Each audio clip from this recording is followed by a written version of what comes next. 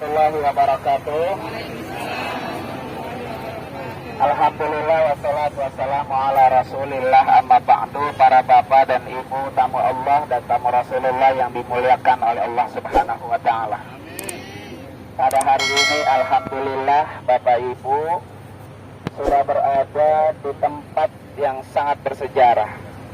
Dan ini adalah bukti sejarah.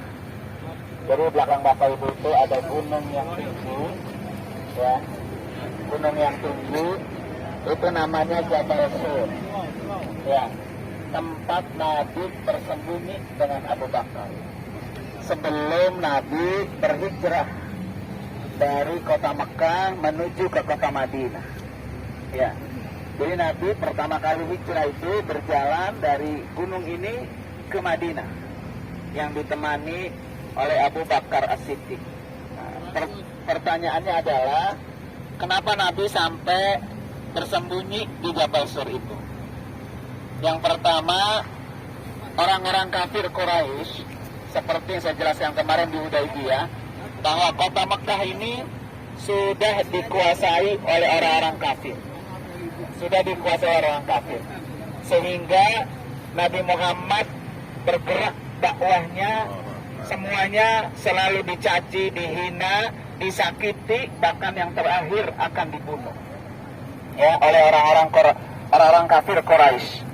Oleh karena itu, ketika kondisi penyebaran agama Islam semakin sempit di kota Mekah, akhirnya kata Abu Bakar, ya Rasulullah, kita harus berhijrah. Tapi kata Nabi, entar dulu, saya harus menunggu perintah dari Allah untuk pindah dari Mekah ke kota Madinah, ya kan? Akhirnya Jibril mengabarkan kepada Rasulullah di mana orang-orang musyrik kafir Quraisy Mekah sudah berunding, bahkan sampai menyewa 11 pembunuh bayaran, pembunuh yang paling jitu, untuk membunuh Rasulullah. Siapa yang bisa membunuh dan menangkap Rasulullah dapat hadiahnya 1000 ekor onta. Ya, 1000 ekor onta. 100 ekor onta aja udah miliaran. Apalagi 1000 ekor onta diberikan buat orang-orang yang bisa menangkap dan membunuh Rasulullah. Dan itu sudah disediakan 11 pembunuh bayaran. Akhirnya dengan sembunyi-sembunyi Rasulullah meninggalkan kota Mekah. Di mana rumah Nabi? Di sekarang ini di toiletnya Masjidil Haram sebelah Marwah. Jadi kalau nanti entar kita sa'i sampai berakhir di Marwah, di sebelah timurnya, sebelah timur kita ada toilet, dan dulu di situ rumah Rasulullah. Nah, ketika mendengar bahwa Rasulullah akan dibunuh, pada malam itu Rasulullah menyuruh Ali bin Abi Thalib untuk tidur di kamar Rasulullah dengan selimut Rasulullah. Ketika 11 pembunuh itu masuk ke rumah Rasulullah sudah tidak ada. Rasulullah sudah berangkat dari Makkah, dari Masjidil Haram menuju ke Jabal Sur. Pada waktu itu kondisinya adalah tidak seperti sekarang. Sudah pasti jalanannya jurang, ya kan, juram gitu, batu-batuan, gelap dan lain sebagainya. Dan Rasulullah tinggal di sini selama 3 hari bersama Abu Bakar As-Siddiq, ya kan. Nah, kemudian yang kedua, ketika Rasulullah sudah keletihan, kecapean, kemudian ketika sampai di atas gunung itu hanya ada gua. Nah, ketika mau masuk kata Abu Bakar, ya Rasulullah, aku dulu yang masuk. Jangan engkau ya Rasulullah. Karena kalau ada sesuatu di dalam yang membahayakan jiwa kamu, biar aku yang menanggung itu semua. Nah, ternyata ketika Abu Bakar masuk, itu ada lubang-lubang. Ya, lubang-lubang bekas-bekas binatang yang namanya gunung, namanya gua ya. Sehingga akhirnya baju Abu Bakar itu dirobek, disumpelin itu. Lubang-lubang dengan baju Abu Bakar. Setelah itu baru masuk kedua dalam gua itu. Dan karena Rasulullah sudah sangat letih, karena naik dari bawah sampai ke atas itu, akhirnya Rasulullah tidur di pangkuan Abu Bakar, saking kelelahan. Nah, ketika sedang di atas pangkuan Abu Bakar, Rasulullah kemudian keluar binatang itu, sehingga akhirnya menggigit Abu Bakar. Abu Bakar ditahan terus, terasa sakitnya, sampai nangis, sampai meneteskan air mata, dan air matanya itu jatuh ke pangkuan, ke badan Rasulullah, sehingga Rasulullah bangun. selang beberapa saat kemudian orang-orang yang mengejar Rasulullah sampai ke atas tepi itu, ya kan? Abu Bakar sudah ketakutan karena jalan itu buntu, nggak ada jalan lain. Kalau orang-orang yang masuk ke dalam gua itu pasti Rasulullah dan Abu Bakar ketangkap. Maka kata Nabi, la tahzan wa la takhaf, la tahzan apa? La takhaf wa la tahzan, la takhaf wa la tahzan. Ya Abu Bakar, jangan takut, jangan sedih, Allah pasti akan bersama kita. Maka akhirnya dikirimlah mukjizat Rasulullah. Ada 3 hal yang terjadi dalam Jabal Sur itu. Yang pertama, di Jabal Sur itu tumbuh ada beberapa batang-batang. Yang kedua ada sarang laba-laba, dan yang ketiga ada burung merpati. Nah, tadi Bu Lami nanya banyak burung apa? Burung merpati di sini. Dan burung merpati itu adalah salah satu burung yang memiliki bukti sejarah bahwa ketika orang-orang yang mengejar sampai ke dalam atau ke pintu goa, orang-orang itu pada berbeda pendapat. Sebagian mengatakan Rasulullah dan Abu Bakar pasti ada di dalam. Dan Rasulullah dan Abu Bakar itu melihat betul di depan goa itu orang mondar-mandir gitu. Kakinya berjalan tuh kelihatan. Makanya Abu Bakar sangat takut di dalam. Karena kalau ketangkep, kalau masuk pasti ketangkep. Nah, kemudian orang-orang Quraisy sampai berbeda pendapat. Sebagian mengatakan Rasulullah ada di dalam, tapi sebagian lain mengatakan tidak ada. Yang mengatakan di dalam ada Rasulullah karena tidak ada jalan lain, udah buntu. Tapi yang mengatakan tidak ada karena di depan gua Jabal Sur itu sudah ditutupi dengan apa? Tangkai-tangkai, sudah ada sarang laba-laba, sudah ada burung merpati. Nggak mungkin ada orang di dalam goa yang sudah diliputi dengan sarang laba-laba. Kalaupun ada, sarang laba-labanya pasti apa? Rusak. Itulah akhirnya menyebabkan orang itu kembali ke Masjidil Haram, ke Mekah, dan Rasulullah tinggal di dalam gua Sur ini selama 3 hari. Nah, setelah itulah Rasulullah akhirnya berangkat berhijrah, karena waktu itu kota Madinah sudah menjadi kota yang banyak umat Islamnya. Salah satu duta yang bisa menyebabkan umat Islam banyak di Madinah adalah sahabat Rasulullah yang bernama Mus'ab bin Umair. Mus'ab bin Umair adalah duta yang diutus Rasulullah untuk menyebarkan agama Islam di Madinah. Sehingga nanti kita di Madinah akan berziarah ke makam Mus'ab bin Umair, ya, yang berada di Jabal Uhud. Nanti akan kita datangin makamnya.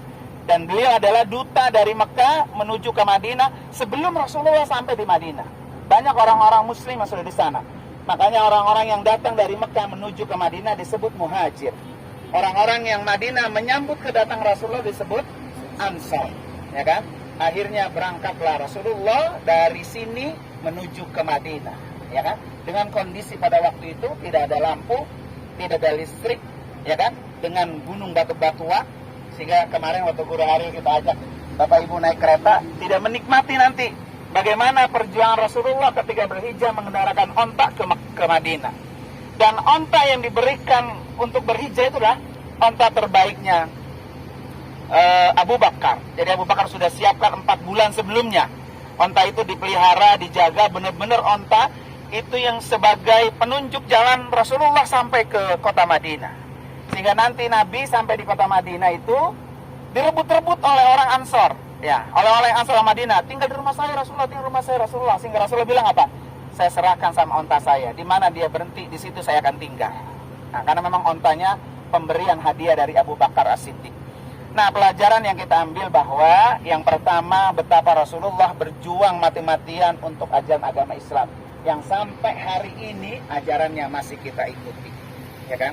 Yang kedua, betapa Abu Bakar sebagai sahabat sekaligus juga sebagai mertua Rasulullah, karena anak Abu Bakar yaitu Aisyah menikah dengan Rasulullah, adalah sebagai sahabat yang tidak pernah menyerah dan tidak pernah tidak percaya, sehingga Abu Bakar dijuluki As-Siddiq. Apa yang keluar dari mulut Nabi pasti percaya. Di samping juga Abu Bakar orang yang sangat dermawan, sehingga semuanya punya harta diserahkan ke Rasulullah untuk jalan dakwah Rasulullah. Termasuk adalah pemberian onta terbaiknya untuk perjalanan Nabi dari Jabal Sur ke Madinah Al-Munawwarah. Ya, mudah-mudahan kita bisa meniru kebaikan, semangat daripada Rasulullah dan Abu Bakar. Kemudian kemurahan, kedermawanan Abu Bakar ketika menyumbangkan hartanya, menyumbangkan materinya untuk perjalanan dakwah Islam, ya kan? Dan ini terjadi adalah sebelum Nabi berhijrah ke Taif. Ya kan? Pertama kan Nabi hijrah ke Habasyah, kemudian balik lagi ke kota Mekah. Kota Mekah masih kacau balau. Kemudian Nabi akhirnya ditinggal mati paman istrinya Khadijah. 6 bulan kemudian ditinggal mati oleh pamannya Abu Thalib. Walaupun Abu Thalib pimpinan Quraisy, ya kan, tapi selalu membantu perjuangan dakwah Nabi Muhammad. Nabi Muhammad sangat sedih sekali. Kesedihannya itu beliau pergi hijrah ke Taif dengan harapan di Taif bisa banyak yang membantu. Tapi ternyata ketika Nabi sampai di Taif, Nabi ditimpukin, dilempari batu sampai Nabi bersembunyi di tengah-tengah gunung batu. Kemudian terakhir ketika Nabi ingin mendapatkan ketenangan dalam berdakwah, berhijrahlah Nabi ke Madinah. Ya kan? Sehingga Nabi hidup di Madinah hampir 10 tahun. Nabi hidup di Madinah, kemudian sampai wafat dan dikuburkan di Madinah. Insya Allah dalam waktu dekat kita akan sampai tempat di mana Rasulullah dikuburkan, tempat di mana Madinah itu menjadi dambaan kotanya. Sehingga Rasulullah mengatakan apa? Mekah ini diharamkan, dinamai haram ya. Apakah mana tanah haram itu berkat daripada doa Nabi Ibrahim alaihissalam. Kata Nabi, saya juga ingin dijadikan Madinah sebagai tanah haram. Makanya disebut Al-Haramain. 2 tanah haram. Tanah haram Mekah dan tanah Madinah. Tanah haram Mekah atas doa Nabi Ibrahim. Tanah haram Madinah atas doa Nabi Muhammad. Bukan hanya itu, bahkan Rasul mengatakan, saya pengen bahwa Madinah 2 kali lipat keberkahan dari kota Mekah. Jadi kalau kota Mekah berkah, Madinah 2 kali lipat. Maka nanti Bapak Ibu akan merasakan bagaimana ternyata Madinah lebih berkah daripada kota Mekah. Nah, terima kasih, mudah-mudahan ada manfaatnya. Dan saya persilakan buat Bapak Ibu yang pengen foto bersama, jangan bergerak terlebih dahulu. Wassalamualaikum warahmatullahi wabarakatuh. Halo, alhamdulillah nih sahabat muslim, kita akan siap berangkat melaksanakan ibadah umroh kita ziarah yang ketiga ke Jirona. Halo. Hai. Ayah lah sekolah. Nah, di belakang kan. Masya Allah. Ayo maju. Maju. Hai. Bentar. Ayo. Tuh lihat jauh-jauh mau umroh tuh siap mau berangkat. Semangat ya. Semangat. Iya bisa tuh. Iya, ayo semangat. Oke. Selamat ketemu lagi ya ziarah kita. Alhamdulillah pada hari ini kita akan melaksanakan tawaf wada. Dan alhamdulillah di Masjidil Haram ini dengan fasilitas dan pelayanan sangat memuaskan sekali ya. Terutama kita yang ibadah umroh yang pertama kali berangkat sebanyak 5 orang.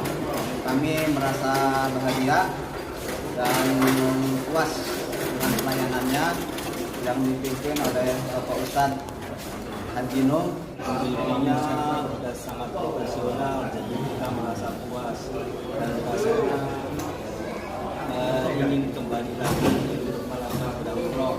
Bagi rekan-rekan siapa saja yang beribadah umroh maupun haji, mari bersama-sama menuju ke Yayasan Babes Amin Sandar.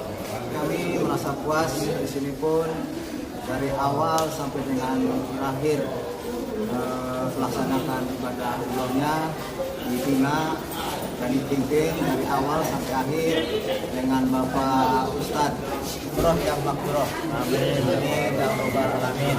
Babes Amin Sandar berbagi cahaya di atas cahaya Allah.